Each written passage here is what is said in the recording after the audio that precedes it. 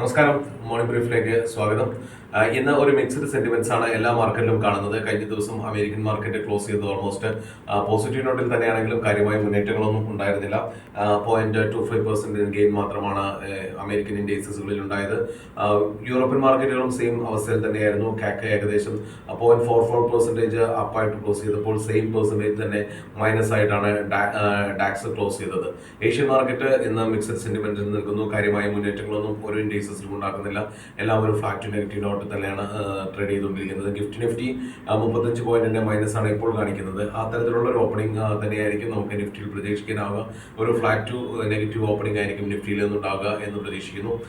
പ്രധാനമായും ഇന്ന് പുറത്തുവരുന്ന ഡാറ്റ IIP ഡാറ്റയാണ്. കഴിഞ്ഞ മാസം വെച്ച് നോക്കുകയാണെങ്കിൽ 1.5% അപ്പായിരുന്നു IIP യിൽ ഉണ്ടായിരുന്നത്. അതോടൊപ്പം തന്നെ മന്ത് ഓൺ മന്ത് 1.2% ഗെയിൻ ഉണ്ടായിരുന്നു കഴിഞ്ഞ മാസം പുറത്തു വന്ന ഡാറ്റയിൽ. അപ്പോൾ ഇത്തവണ എന്തെങ്കിലും ഇമ്പ്രൂവ്മെന്റ് ഉണ്ടാകണമെങ്കിൽ തീർച്ചയായിട്ടും അത് പോസിറ്റീവ് ആയിരിക്കും. അതിനേക്കാൾ ഉപരി US ഇന്ത്യ തമ്മിലുള്ള ട്രേഡ് വാർ കൂടുതൽ കനക്കുന്നു എന്നുള്ള കാര്യങ്ങളാണ് ഇപ്പോൾ നിലവിലുള്ളത്. കഴിഞ്ഞ ദിവസത്തിലെ ട്രംപിന്റെ കോൾസ് ഒന്നും ഇന്ത്യ സ്വീകരിച്ചില്ല, എടുത്തില്ല എന്നുള്ള രീതിയിലുള്ള വാർത്തകളെല്ലാം പുറത്തു വരുന്നുണ്ട്.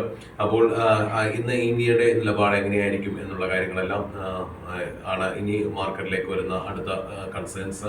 അതിനെല്ലാം ബേസ് ചെയ്തുകൊണ്ട് മാർക്കറ്റിൽ വോളാറ്റിലിറ്റി ഉണ്ടാകാനുള്ള സാധ്യതകൾ വളരെ കൂടുതലാണ്. അപ്പോൾ എല്ലാവർക്കും ഒരു ശുഭ ട്രേഡിംഗ് ദിനം നേരുന്നു. Thank you so much.